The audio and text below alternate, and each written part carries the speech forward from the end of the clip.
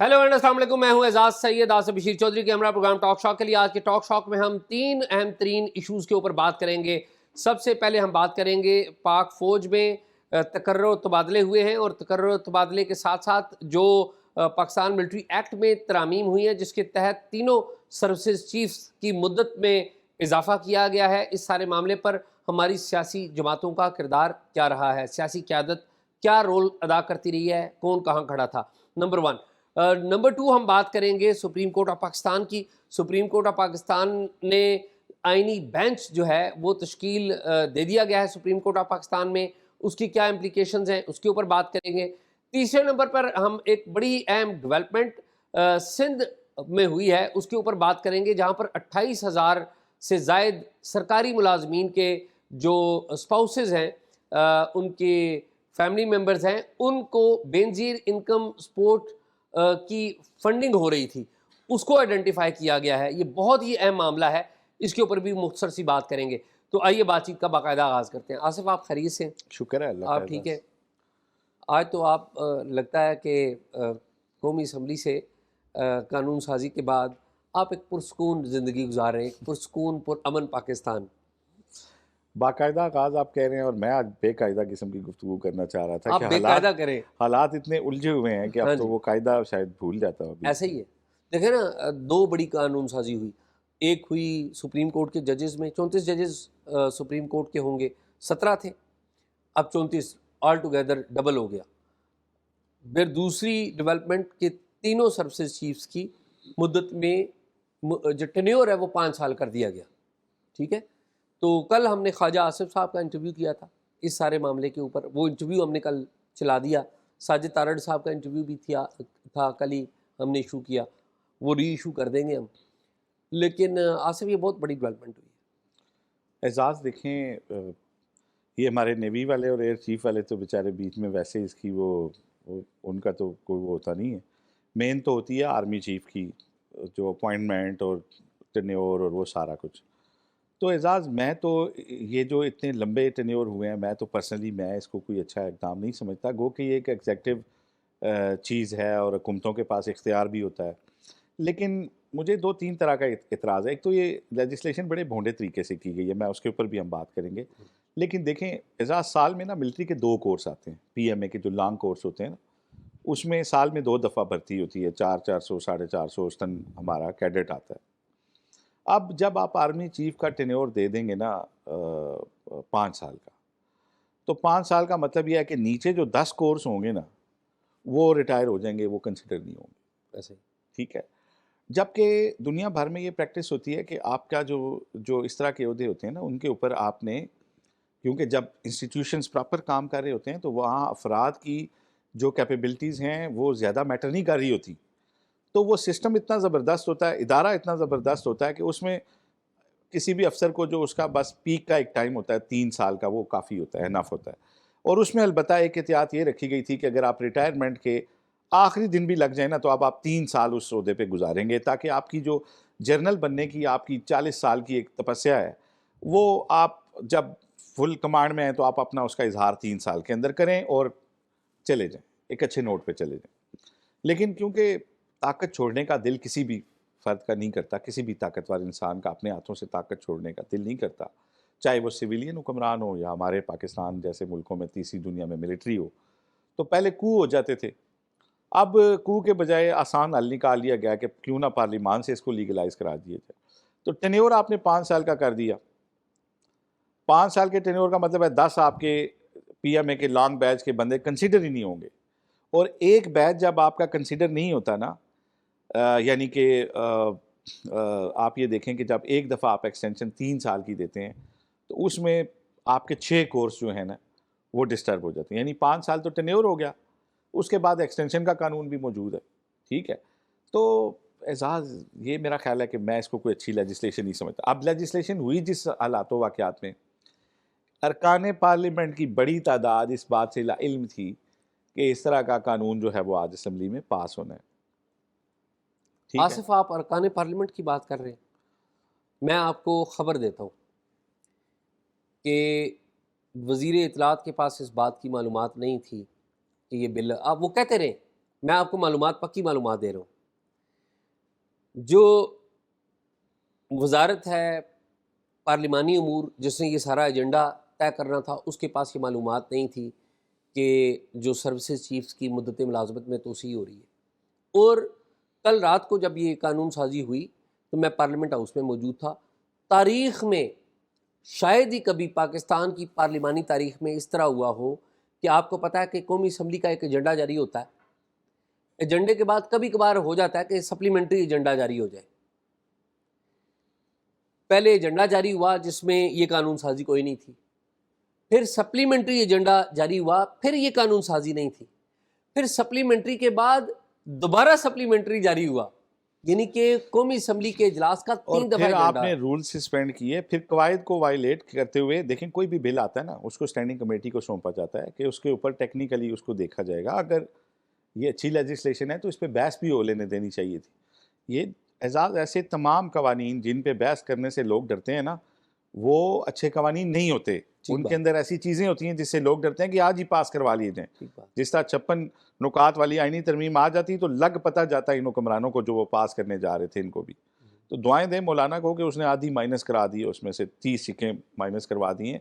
اب اعزاز یہ جو لیجسلیشن تھی اگر یہ بڑی اچھی ہے آصف یہ تو کہتے ہیں اسٹینڈنگ کمیٹی اس کو ڈسکس کرتی. آج عمر ایوب صاحب نے اس کے اوپر بڑی خوفناک تقریر کی, بڑی زوردار, انہوں نے کہا جی بڑی یہ گندی لیجسلیشن ہے تو یہ ہے تو وہ ہے. تو میں بعد میں ان سے ملاقات ہوئی چیمبر میں تو میں نے کہا جی بات یہ ہے آپ بہت ساری باتیں صحیح کر رہے ہوتے ہیں لیکن نا آپ خود بھی وہی کام کر چکے ہوتے ہیں. ان کے دادا, میں نے کہا جی نہیں دادا پہ تو بعد ان میں کے جائیں گے دادا نا. نے سب سے نہیں پہلی دادا ایکسٹینشن پہ تو بھی ان جائیں کی, گے. پہلے تو میں نے کہا دیکھیں آج 5 سال کی جو ٹینیور ہوئی ہے یہ غلط ہے. آپ نے جو 3 سال کی ایکسٹینشن کی قانون سازی کی تھی وہ درست تھی, وہ بھی غلط. تو آپ کسی لیول پہ نا ایک دفعہ پہلے اپنے پچھلے اعمال پہ معافی مانگیں, ان کو کم از کم غلط کہہ کے یہ بات کیا کریں. آپ کی ابھی جو آدھی سانس ہے نا وہ پچھلی لیجسلیشن پہ ہے اور اگلی سانس میں آپ اس کو غلط کہہ رہے ہیں, تو ایک عجیب و غریب اچھا صورتحال آصف ہے. میں عرض کروں, ایک تو بات وہ آپ نے وہ کر لی, میں نے آپ کو معلومات دے رہا تھا کہ وزیر اطلاعات کے پاس یہ خبر نہیں تھی, وزیر پارلیمانی امور کے پاس یہ خبر نہیں تھی, وزیر قانون کے پاس یہ خبر نہیں تھی کہ ایگزیکٹلی کیا ہے. نہیں, ان کو علم ہی نہیں تھا, جو فیڈرل کیبنٹ کے لوگوں کو علم ہی نہیں تھا. یہ میری اطلاعات کے مطابق صرف 2 بندوں کو علم تھا. ایک وزیر اعظم شہباز شریف صاحب کو پتہ تھا کہ یہ 5 سال مدت کرنی ہے, اور اس کے بعد اسحاق ڈار صاحب کو اس بات کا علم تھا کہ یہ 5 سال کی مدت ہوگی. باقی میری معلومات کے مطابق یہ معلومات نہیں تھی, اور میں یہ کہوں گا کہ شاید وزیر دفاع صاحب کے پاس بھی یہ معلومات نہیں تھی. آلدو کہ ظاہر ہے قانون انہوں نے ہی پیش کیا, ظاہر ہے ان کے ساتھ کوئی کمیونیکیشن کی ہوگی کسی لیول کے اوپر, لیکن ایگزیکٹ معلومات نہیں تھی. اب اس سارے معاملے میں 2 چیزیں بڑی کلیئر ہو گئی ہیں. ایک یہ کہ 29 نومبر کو فارمل نومبر 2022 کو ٹنیور شروع ہوتا ہے جناب جنرل عاصم منیر صاحب کا, جو کہ ان کا پہلا نومبر ٹنیور 25 میں ان کا پہلا ٹنیور ختم ہونا تھا نومبر 25 میں. اب یہ جو ٹنیور ہے وہ 27 میں نومبر 27 میں پہلا ٹنیور ختم ہوگا.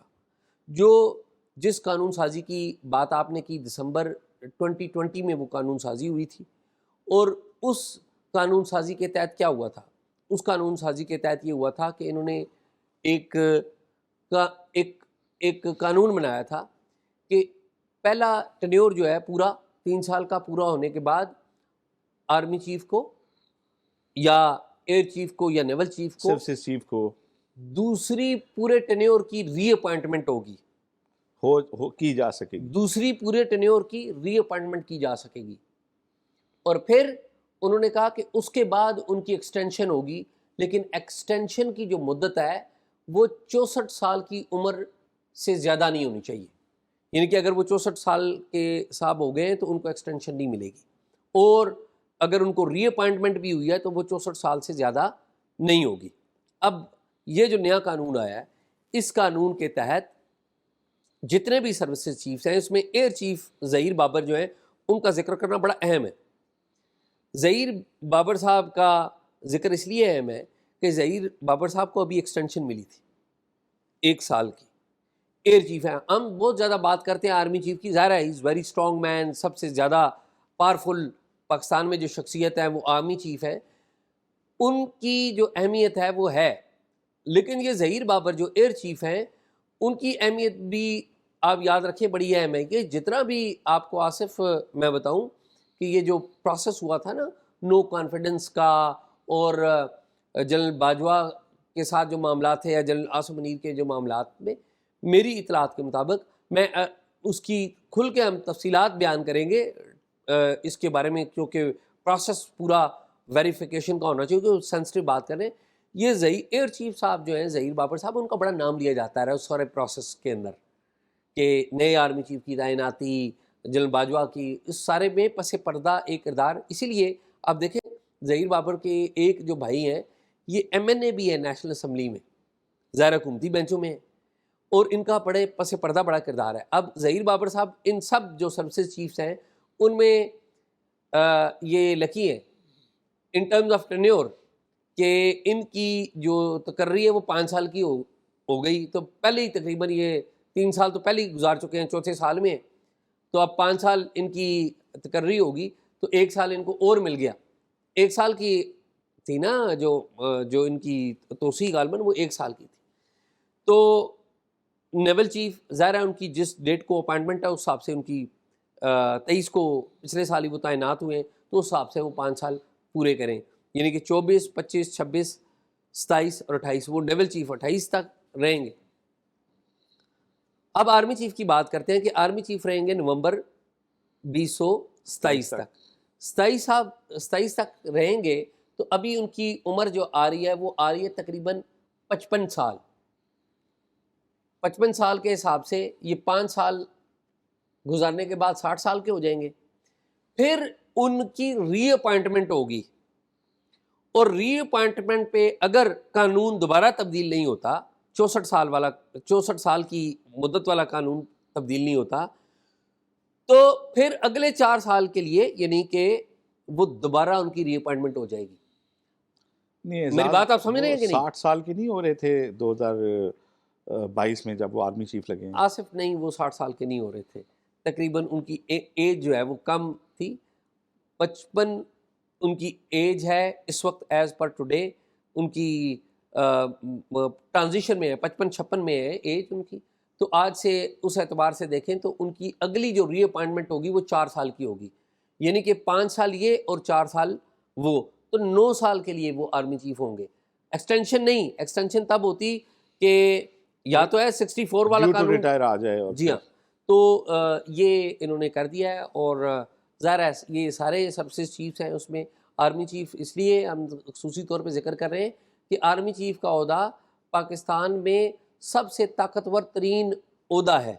جنرل عاصم منیر جو ہیں جب یہ آئے، پوری ایک تحریک چل رہی تھی، پوری ایک کیمپین، میڈیا کیمپیننگ تھی ان کے خلاف، سوشل میڈیا پہ ٹرینڈز چل رہے تھے، پولیٹیکل انوائرمنٹ بڑا پولرائز تھا. آپ کو پتہ ہے کہ جو ریٹائرڈ ہمارے جو ملٹری آفسرز ہیں، ویٹرنز، انہوں نے یہاں پر احتجاج کیے تھے. لیکن 22 نومبر 22 کی اپائنٹمنٹ کے بعد ابھی 2 سال گزرے ہیں، تو وہ ایمرج ہو رہے ہیں as the most strong man in this country. یعنی کہ عاصم منیر وہ پاکستان کے سب سے طاقتور آدمی عملی طور پہ ثابت ہو چکے ہیں. کہ اب ایک تو یہ ہے کہ وہ 5 سال کی مدت بھی ہے ان کے پاس. اگلے جو آصف عام انتخابات ہوں گے، ٹیکنیکلی اگلے عام انتخابات کیا بنتے ہیں؟ 24 میں الیکشن ہوئے نا، تو 5 سال نکالیں، 29 بنتے ہیں نا. تو 27 میں ان کی مدت ختم ہوتی ہے، نومبر 27 میں، اور پھر ان کی ری اپوائنٹمنٹ ہو جاتی ہے. ری اپوائنٹمنٹ ہوگی نا، تو ری اپوائنٹمنٹ ہوگی پوری 5 سال مدت کی. اگر 64 سال کی ایج ہے ان کی تو وہ قانون وہاں پر رہتا ہے، تو 4 سال رہتے ہیں. تو اگلے جو عام الیکشنز ہیں وہ بھی جنرل عاصم منیر اپیرنٹلی لگ رہا ہے کہ انہی کے موجودگی میں ہوں گے. اور یہ سارا جو کام، یہ سارا جو ہم نے دیکھا ہے، تو یہ سارا کام جسے کہتے ہیں نا سموتھلی کروانے میں جو رول پلے کیا ہے وہ جنرل عاصم ملک نے رول پلے کیا ہے. یعنی کہ عاصم منیر جو کہ آرمی چیف ہیں، اور عاصم ملک جو ہیں جو کہ D G I S I ہیں. تو آپ دیکھ لیں یہ سب کچھ ہو گیا. لیکن at the same time military کے اندر بھی کچھ بڑی ہی اہم آصف تبدیلیاں آئی ہیں. میں چاہ رہا ہوں کہ وہ تبدیلیاں ذکر کرنا بڑی ضروری ہے. 5 اہم ترین بلکہ 6 اہم ترین جو آصف عہدے تھے وہ خالی تھے، ان سب کو فل کیا گیا۔ سب سے پہلے یہ کہ 4 میجر جنرلز جو ہیں ان کی اپائنٹمنٹ، ان کی پروموشن ہو گئی۔ نمبر 1 ہو گئے میجر جنرل حسن خٹک، آپ کو پتہ ہے آئی ایس آئی میں ہی تھے اور افغانستان اور یہ والا سارے ایشوز یہ دیکھتے تھے۔ جب 2021 کی افغانستان کی پل ہوئی ہے تو اس وقت یہ متعلقہ شعبے کے انچارج تھے، انہوں نے ساری چیزوں کو دیکھا۔ اور جو جنرل فیض حمید ادھر گئے تھے، آپ کو یاد ہے آصف، تو یہ بھی وہاں پر موجود تھے، افغانستان میں یہ گئے تھے۔ اور ان کو حسن خٹک جو ہے بڑے، ان کے بارے میں یہ بھی کہا جا رہا تھا کہ ایک وقت ان کو D G I S I کے طور پہ بھی، ان کے پروموشن کے بعد D G I S I تعینات کرنے پر بھی بڑا سیریسلی غور کیا جا رہا تھا۔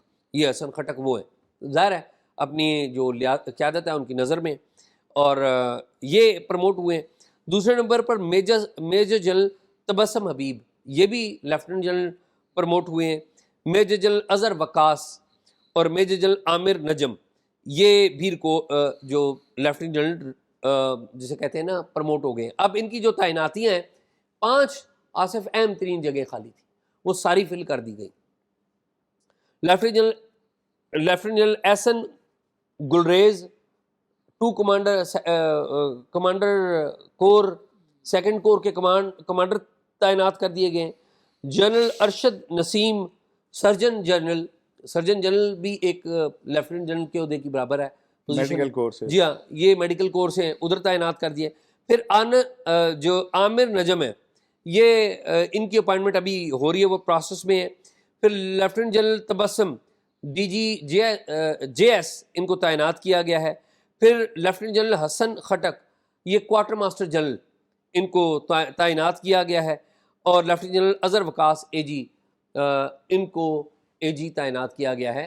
تو یہ آصف جو فیوچر کورس آف ملٹری ہے وہ ہمیں نظر آ گیا ہے کہ یہ فیوچر، کیونکہ یہی جو لوگ ہیں انہوں نے آگے، یہ نئی ٹیم ہے جنرل آصف منیر کی، کور کمانڈرز کے اندر جو ریٹائرمنٹس ہو رہے ہیں، آپ کو پتہ ہے کہ آصف غفور وہ جا رہے ہیں، اور 3-4 بندے 2-3 جا چکے ہیں، کچھ 1-2 جا رہے ہیں۔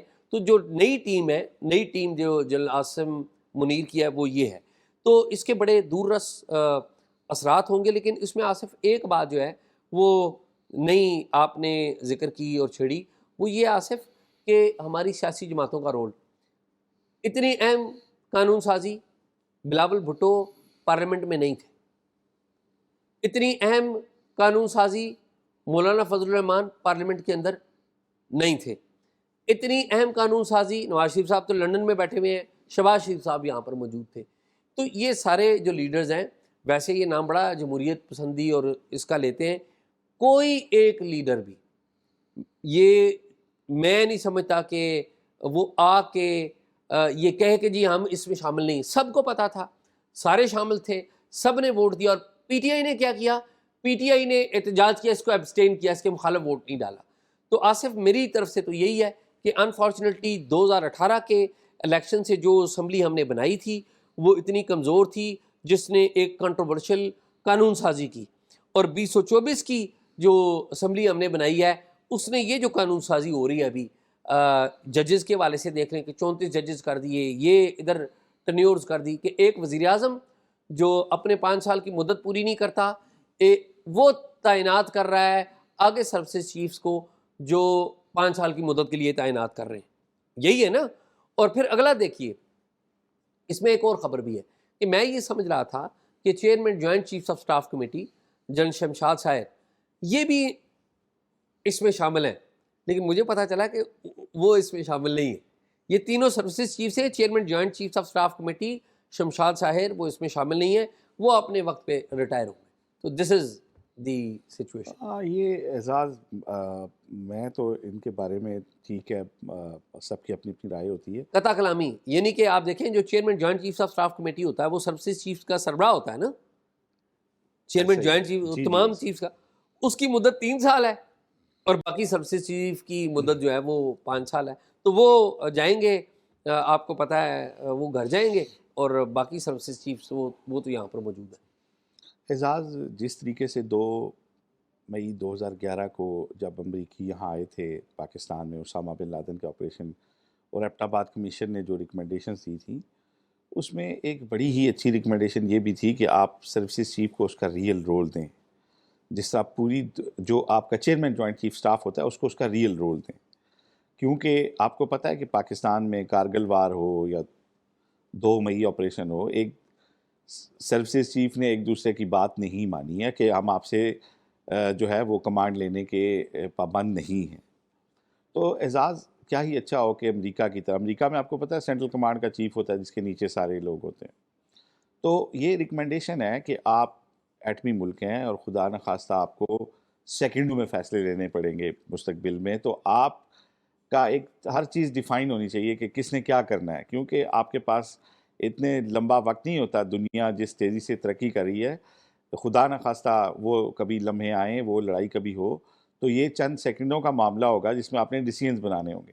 تو سب کو پتہ ہو کہ کون کس نے کیا کرنا ہے اور کون نہیں ہے تو کس نے کیا کرنا ہے. لیکن آپ دیکھیں کہ ہم کیونکہ زیادہ لمبی سوچ نہیں رکھتے، ہم یہ سمجھتے ہیں کہ پاکستان میں سیاسی جماعتیں آرمی چیف کے عہدے سے طاقت ڈیرائیو کرتی ہیں، تو وہ چاہتی ہیں کہ ہمارا لگایا ہوا جو چیف ہے نا، یہ وہ ہمارا لائل رہے گا. وہ لمبا ترین عرصہ رہے تاکہ ہم بھی اس کی وجہ سے حکومت میں رہیں. ہاں. اور ایکچولی وہ یہ آرمی چیف جو ہوتا ہے وہ آرمی کا لائل ہوتا ہے، جی، وہ اور وہ اپنا لائل ہوتا ہے، وہ ان کا نہیں ہوتا انفارچونیٹلی. اب تو ہماری سیاسی جماعتوں کو بھی بڑی کھلم کھلا پتہ ہے. خان صاحب نے آ کے جو دوڑ لگا دی کہ وہ سارے کہتے ہیں کہ جی ہم نے ادھر پنڈی خوش رکھنا ہے، پنڈی خوش آپس میں رکھ بات دیا، نہیں کرنی، آپس میں بات نہیں. سیاستدانوں نے بات نہیں خیر کرنی. یہ تو باتیں چلتے رہی گئی. ججز کا بتائیں، جسٹس پر امین الدین کو بنا دیا آئینی کمیشن کا سربراہ. جی، لیکن بات اعزاز میں پچھلی بات پہ ختم کر لوں ایک ورڈ کہہ کے کہ دیکھیں، یہ جتنے بھی ہمارے جرنیل پروموٹ ہوتے ہیں یا بڑے عہدوں پہ لگتے ہیں نا، ان کا یہی پروفائل آتا ہے کہ انتہائی پروفیشنل ہیں اور 3 دن تک پتہ نہیں جاگتے رہتے ہیں اور 7 دن تک کھاتے نہیں ہیں، اور بڑا ہیوی پروفائل ہوتا ہے. بات یہ جب آپ کر کے جاتے ہیں پھر پتہ چلتا ہے کہ آپ نے کیا کیا ہے کیا نہیں کیا. اب جو عہدے لمبے کرنے کی یہ جو بات ہے، اس کے اوپر رضا ربانی کا ایک سٹیٹمنٹ آیا اعزاز، اور انہوں نے کہا کہ کل پارلیمان کی تاریخ کا 100 دن تھا جس اس قانون سازی کے اوپر انہوں نے کمنٹ کیا. پھر اعزاز آپ یہ دیکھیں کہ آپ نے کہا نا کون کون سے سیاستدان نہیں تھے. بلاول اور آصفہ ڈیلیبریٹلی اس میں نہیں تھے اس اجلاس کے آصف دے اندر. Don't want to look bad. ٹھیک ہے نا. میں اب آپ کو بتاؤں، مولانا فضل الرحمان جو تھے، میری ان سے ملاقات ہوئی تو وہ یہ کہہ رہے تھے کہ اب یہ جو ججز والی لیجسلیشن ہے، اتنی تو کرسیاں لگانے کی جگہ نہیں ہے کسی ہمارے کمرہ عدالت میں. وہ یہ بات کر رہے تھے ہمارے سے. لیکن دوسری مظہر عباس لیجسلیشن. صاحب آئے ہوئے ہیں تو ہم ان سے ملنے گئے تھے مولانا سے، تو ان کے ساتھ ہم نے چائے کا کپ پیا تو ان سے سیاسی صورتحال پہ بات چیت ہو رہی تھی. تو انہوں نے کہا جی کہ یہ ساری وہ باتیں جو 26ویں آئینی ترمیم میں ہم نے انہیں منع کی تھی، اور انہوں نے ہم سے اس شرط پہ کہا تھا کہ آپ باقی میں ہماری حمایت کریں، ہم یہ چیزیں نہیں کریں گے. تو اب یہ اس کی وائلیشن کی جا رہی ہے.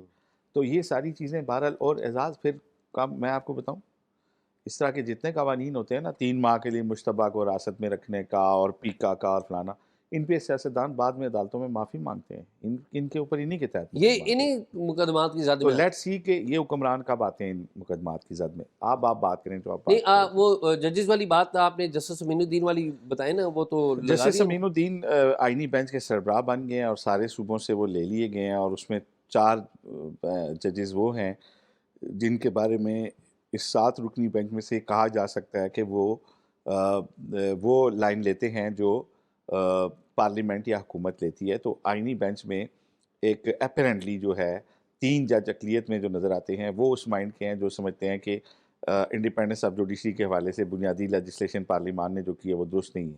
لیکن 4 جج وہ لگ رہے ہیں، میں بار بار کہہ رہا ہوں اپیرنٹلی وہ لگ رہے ہیں کہ جو اس چیز کو شاید بائی کریں کہ جو لیجسلیشن ہوئی ہے اکارڈنگ ٹو لا ہے اور ہم اسے اوبے کریں گے. لیٹس سی، کیونکہ اب اس بینچ نے ٹیک اپ کرنا ہے نا 26ویں آئینی ترمیموں کے معاملے کو، تو آنے والے دنوں میں ہوگا. لیکن اعزاز، آج کا جو جوڈیشل کمیشن، آج کا جو اجلاس ہے نا، فل کورٹ کا جو اجلاس ابھی چیف جسٹس کی سربراہی میں ہو رہا ہے، وہ بڑا اہم ہے. اور وہاں پہ پتہ چلے گا کہ کیا چیزیں کس طرف کو جاتی ہیں اور کس طرف کو نہیں جاتی. کیونکہ یہ طے کیا گیا تھا کہ 2 ججز نے یہ خط لکھا ہے، جسٹس منصور علی شاہ اور جسٹس منیب نے چیف جسٹس کو، کہ آپ نے تو کمنٹ کیا تھا کہ فل کورٹ بیٹھے گی، اس کیسوں کی سنوائی کرے گی. جو 26ویں آئینی ترمیم کے اوپر فل کورٹ بیٹھ کے ان کی سنوائی کرے گی، اور آپ نے 4 تاریخ کا وہ بینچ نہیں لگایا. اس کے بعد آج کی بیٹھک ہے. اب اعزاز یا تو ججز کے اختلافات کھل کے سامنے آ جائیں گے یا ججز کی آئندہ کی کوئی حکمت عملی سامنے آ جائے گی. تو آج جب یہ اجلاس ختم ہوگا تو اس کے بعد ہماری بھی بات ہوگی ذرائع سے، کوئی چیز اپڈیٹ ہوئی تو شاید ہم اس کے بعد چھوٹا موٹا کوئی ولاگ بھی کر لیں گے یا بیٹھ کے دوبارہ بات چیت بھی کر سکتے ہیں. لیکن آج ڈیسائیڈ ہو جائے گا کہ 26ویں آئینی ترمیم کی فیٹ کیا ہے اور جوڈیشری اس کو کس طرح سے ٹیک اپ کرے گی. آصف یہ تو ایک آن گوئنگ معاملہ ہے، لیکن میں نا آج ڈاکٹر فوزیہ حمید ہیں متحدہ قومی موومنٹ کی سندھ اسمبلی میں، ان کو میں پورا کریڈٹ دینا چاہتا ہوں. نہ کبھی میں نے ان کو دیکھا ہے، نہ کبھی میں ملا ہوں اور نہ انہیں جانتا ہوں. وجہ پوچھ لیں وجہ کیا ہے؟ بتائیں. وجہ آصف یہ ہے کہ ڈاکٹر فوزیہ حمید صاحبہ نے سندھ اسمبلی میں کالنگ اٹینشن نوٹس دیا اور انہوں نے پوچھا کہ گورنمنٹ سے، سندھ گورنمنٹ سے، کہ کیا یہ بات درست ہے کہ بے نظیر انکم سپورٹ پروگرام میں 28,500 کے قریب سندھ گورنمنٹ کے امپلائیز کے اسپاؤسز، یعنی کہ اگر ہسبینڈ ہے تو اس کی وائف اور وائف ہے تو اس کا ہسبینڈ، ان کو بی آئی ایس پی کے پیسے ملتے رہے. اور بے نظیر انکم سپورٹ پروگرام کے پیسے کون دیتا ہے؟ کس کو ملتے ہیں؟ غریب لوگوں کو، خطے غربت سے نیچے جینے جو والے خطے پاکستانی. غربت کے نیچے.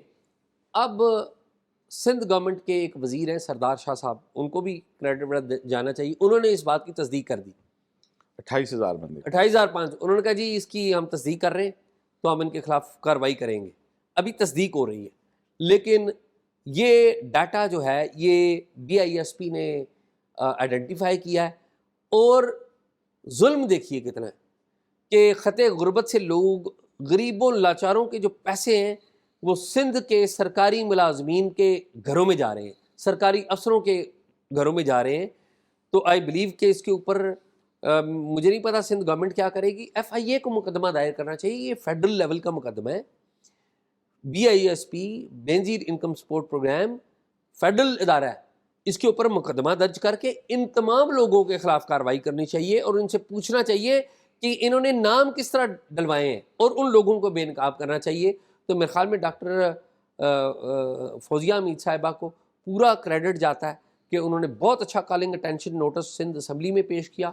میں سمجھتا ہوں کہ اس کو فالو اپ کریں گے آصف، میں اور آپ اس سٹوری کو آگے ٹریک کریں گے. اعزاز جہاں آپ میم فوزیہ کو کریڈٹ دے رہے ہیں، نو ڈاؤٹ کہ ان کا بہت بڑا نہیں، کریڈٹ بی ہے. آئی ایس پی کا بھی کریڈٹ ہے. اور وہیں پہ آپ عمران خان کے دور میں اگر ہم ذکر نہ کریں تو یہ بھی زیادتی ہوگی. ڈاکٹر جو تھی ہماری یہ ثانیہ نشتر، ثانیہ نشتر نے آپ بڑا کو کام یاد کیا. ہے نہ صرف انہوں نے کمپیوٹر سے چیک کر کے میرا خیال ہے 2,000 یا 2,100 کے لگ بھگ لوگ فیڈرل کے نکالے تھے جو سرکاری ملازمین تھے، گزٹڈ آفسر بھی تھے اس میں، اور وہ پیسے لے رہے تھے اور نوئنگلی کہ یہ ہمارے غریبوں کے پیسے ہیں، اس میں زکوٰۃ کے پیسے بھی ایک طرح سے سمجھ لیں.